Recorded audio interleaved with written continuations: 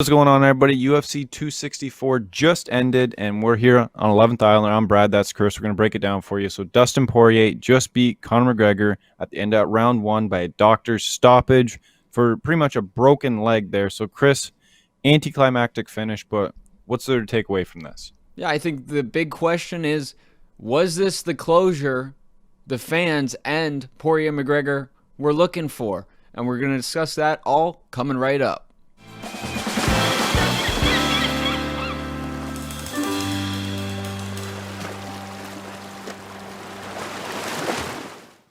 Welcome to the program, everybody. This is the 11th Island. I'm Brad. That's Chris over there. Dustin Poirier just beat Conor McGregor by a doctor's stoppage at the end of round one from a broken leg for McGregor. So, Chris, what's there to take away from this? And, I mean, anticlimactic finish, you got to say, right? Yeah, and I think, with all this happening, he breaks his leg on his own. Poirier was saying, I checked a kick, and then that fractured it there and it popped. Whether that's true or not, the visual of him breaking his leg on his own really volition off a punch, there's so much you could read into that. I'm sure there's a mythological connection, Achilles heel. You could write novels about this sort of story, with Conor McGregor. One thing that I learned about Conor McGregor, because a lot of the conversation has been, if he loses this fight, is he done? Bisping brought that up and was really the main guy to bring that into the conversation. And I don't know when the McGregor show ends, but it ends with McGregor leaving the building, kicking and screaming, and that's what we saw tonight. Yeah, we can tell that the grudge is not over. They're screaming at each other in the octagon while McGregor's on the ground with a broken leg. So there was no Mr. Nice Guy after this. And for McGregor, you got to kind of understand, he built the grudge up so much in his own head, and there wasn't a proper finish to the fight. And the pain that he would have been in on the ground there, that is very understandable. Yes. And for Poirier, you got to understand it too. That this guy, like Poirier said, trash talk, there's no boundaries. But when you're talking about putting somebody in a body bag and not sending them back to his family and his child, that's you're pushing a line here. So there's fair play on either side, and it's understandable to be angry. I think now you're going to look at that if you're Poirier, and we're jumping ahead to almost what we're going to talk about normally at the end of the video, who's next. But McGregor wants Poirier next. If you're Poirier, do you take McGregor next? Because you're looking at the same question. Do you take the title shot or you take the money fight? And I think at this point, I think you got to take the title shot, because if McGregor broke his shin and not his ankle by the looks of it, he's going to be shelved for quite a long time. The fourth fight, does it sell as well as this one when you're coming off the same guy lost the last two fights, right? And McGregor's losing some luster here with this loss. Even though it's a freak loss, he's losing luster because, let's be honest with ourselves, Poirier was putting it on him. Poirier was winning this fight. Going into this, we said that McGregor has to win this in the first round or else Poirier is going to put it on. Well, Poirier dominated the first round. I think damn near 10-8's the first round. It's debatable. So you're looking at 9 out of 10 times Poirier's beating McGregor in a fight.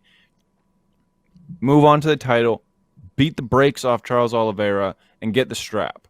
And now, this is a subjective point, but to my eye, there's points in that first round where someone like Herb Dean, who's a pretty reasonable referee and respected, could have ended that fight if it was not McGregor versus Poirier. Look at the O'Malley fight earlier where he stopped it. That's a little bit different situation. That's a different situation, but those are two sides of the extreme. But you find some middle ground amongst that sample of Herb Dean's sample from tonight, and you could say, okay, he could end it here. And also, the interesting angle to me is Conor going for that guillotine. I told myself before this fight, I was trying to think of ways that Conor McGregor can win. I told myself, there must be a card that McGregor has not played yet if he's going to win. And when he shot that guillotine, and there was a second there, or more than a few seconds, where it was like, it was deep. It was very deep. And that's just one of those things. That was a good guillotine. It's just Poirier is a great grappler, and that was, that was his downfall. But do you think, like, is that something that McGregor came in within his playbook that I'm going to play this, or is that oh, Poirier's putting it on me? It's almost a reactionary guillotine, because we see that a lot in MMA where a guy will kind of get caught up in the clinch and he'll react Hmm. with it and think he has it. So it wouldn't shock me either way. I think that I, my takeaway is this: I think Poirier was Well, first completely out. to your point No, no, go about ahead. Yeah. him being, was that a reaction or was that a plan? Was that something that was a weapon put in the holster, or did he just reach around and find the screwdriver that he could, Yeah. what was that guilt? Where did that come from? Well, I think McGregor has been so effective in the clinch. The shoulders are effective. He hit, I mean, Cowboy would tell you that, and even Poirier got hit with a few shoulders when in that second fight. Where I think the second they went into that clinch, I was telling you, I mean, Conor is going to be dangerous here, and Poirier knew that, and I think ducked his head very low. He kind of rested his head onto his hip, and Poirier was kind of like, well, do I take the enemy I know or the one that I don't know? And I'm not gonna put my head in shoulder range, so I don't think McGregor's gonna try to shoot anything. Let me just put my head here, and McGregor saw that opportunity, and that. But I mean, Dustin ended up, I guess, accidentally baiting him into a dominant nation on the ground, which, I mean, the second you stand that up, Conor, I mean, you think about him falling back on his leg. I mean, yes, he's tagged, but you're also not thinking straight, where it's like you're not telling your legs, they're doing their own Yeah. thing. There was a lot in Conor McGregor's going on when he was able to get back to his feet that you saw something coming. I would really like to look at the replays of this fight and really kind of zoom in and see if we can see a point where one of those checked leg kicks, if Dustin was right, where Hmm. it broke or cracked on one of those. And I don't know Hmm. if you could even see it on a video. You might be able to Yes. tell in the expression of Uh-huh. McGregor. But looking ahead here, Chris, because I kind of touched on, I think, in my opinion, Dustin has to take the title shot here. Yes. Yes. And I think Of if you're course. the UFC, you take this as a lesson that this is a cruel, cruel game, that injuries like this, where McGregor, there's potential for him to never be the same and have a lengthy process depending on where this break is. Hmm. Take this lesson and finish the Nate Diaz trilogy.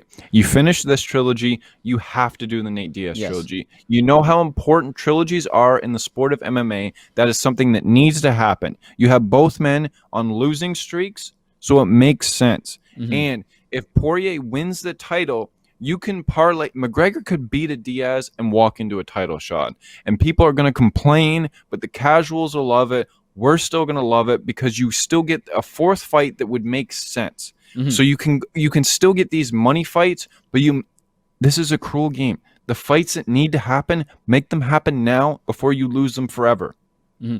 Now, when speaking of, just we would see Conor McGregor, like we'd come to watch it when he walked out, the electricity, and I had this weird feeling come across me. I spoke to you about this when it happened, where it was like, who am I watching right now? Like, what's this feeling? And the best way I could describe it is, you hear stories about Babe Ruth, right? Just the Mhm. most famous baseball player that ever was. We're watching Babe Ruth right now. And what that means is, I mean, there are guys that have already broken Conor's records. There's guys that have already gone for, and there's people that will do what Conor McGregor has done in the sport, but there will be no one ever as famous as Conor McGregor, and we have to cherish these moments that we have left. How much time does Conor McGregor have in the sport? He'll always be around in combat sports. With celebrity boxing, you have the Nate Diaz model, where you kind of go away for a little bit and you come back, and you can get a top 5 guy and make a huge bag off it and ride off into the sunset, win or lose. But how is Conor McGregor a contender anymore? Yeah. And I think that's a question that, depending on how bad this break is, we won't know until it's healed. And I think with that, do you have anything else, Chris? No, that's pretty much it. We need to get this video up, and I need to go to bed. So that's Yeah, I but mean, this is overall, this is a wild night. Unfortunately, very anticlimactic, but I think we got to remember here that Poirier rightfully won this and deserves the credit for this. It was a win, and he's going to rightfully get the title shot after this. I think we'll make sure to like and subscribe this video. If you don't already subscribe to the channel, we post videos like this all the time, immediate reactions, and let us know in the comments who you think each guy should get next and what you thought of how the fight was going. And until then, we'll see you later. And just wait for those memes of Joe Rogan just crouching beside Conor McGregor. That's probably already happening right now. Have a great night, everybody. Have a good one.